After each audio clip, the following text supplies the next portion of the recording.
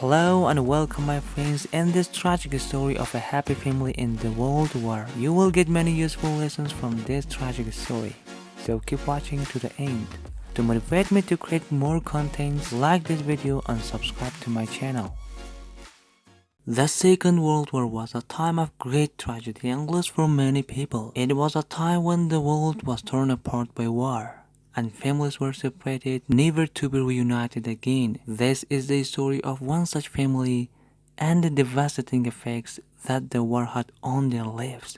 The story begins in a small village in Germany, where a young couple, Hans and Maria, lived with their two children, Karl and Anna. They were a happy family living a simple life on their farm. However, their peaceful existence was destroyed when the war broke out. Hans was drafted into the army, leaving Maria to take care of the farm and their children. As the war raged on, Maria struggled to make ends meet. Food became scarce, and she had to work long hours on the farm to provide her family. Meanwhile, Hans was sent to fight on the front lines, facing the horrors of war every day. As the war dragged on, news from the front lines became scarce. Maria would anxiously wait for any word from her husband, but weeks turned into months with no news. She prayed every day for his safe return, but her prayer went unanswered. One day, a knock on the door brought news that destroyed Maria's world. A soldier stood at her doorstep, delivering a letter from the army. Her worst fears were confirmed. Hans had been killed in action. Maria collapsed to the ground, her heart breaking into a million pieces. With no husband to support them, Maria and her children were forced to leave their home, moving with Maria's parents in a nearby city. The city was constantly under attack, and Maria feared for the safety of her children.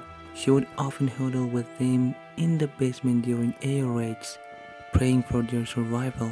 Despite the constant danger, Maria tried to provide a sense of normalcy for her children. She enrolled them in school, where they struggled to learn amidst the chaos of war.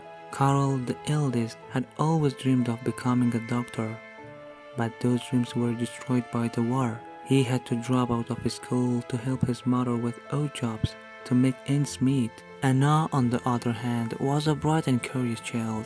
She loved to read and write, and her mother encouraged her to pursue her love for learning. The war had not only taken Hans from them, but it had also taken away their sense of security and stability. Maria and her children lived in constant fear of being caught in the crossfire between the warring nations. As the war raged on, Maria's parents became increasingly worried for their daughter and grandchildren's safety. They begged Maria to leave the village and seek refuge in a safer place, but she refused to leave her home. She believed that if they stayed together, they could weather any storm. But as the war intensified, Maria's parents were forced to flee the village, leaving her and her children behind. Maria was heartbroken to see her parents go, but she couldn't bear to leave her husband's grave behind. She promised to join them as soon as the war was over. Months turned into years, and Maria's hope of being reunited with her parents faded. She clung onto the memories of their last embrace, the smell of her mother's cooking, and the sound of her father's laughter. But as time went on, even those memories began to fade. Meanwhile, Karl was struggling to come to terms with his father's death. He had always looked up to his father, and losing him at such a young age was crushing.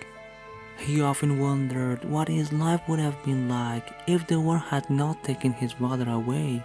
Would he still be in school, pursuing his dream of becoming a doctor? Would his family still be living on their farm, living a simple and happy life? But those thoughts were quickly pushed aside as Karl had to focus on helping his mother provide for the family. He worked tirelessly on the farm, taking on more responsibilities than a young boy should have to bear. He watched as his mother's one bright and cheerful spirit slowly fade away, replaced by constant worry and sadness. And then came the news of Anna's death. Karl couldn't believe it at first. He had always been protective of his little sister, and the thought of her being gone was too much to bear. He blamed himself for not being able to protect her, for not being able to give her the life she deserved.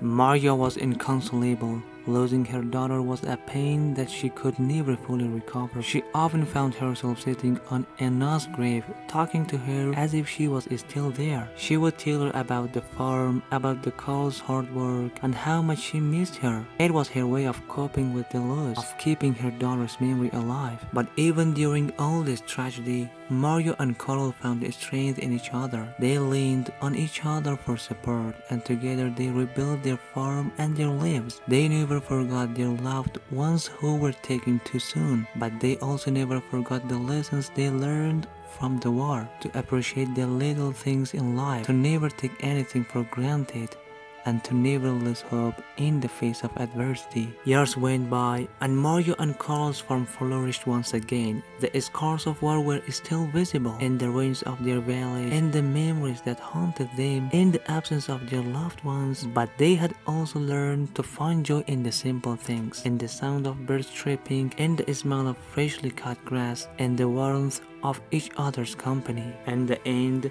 Mario and Carl's story is a tragic one, but it is also a story of resilience, love, and hope.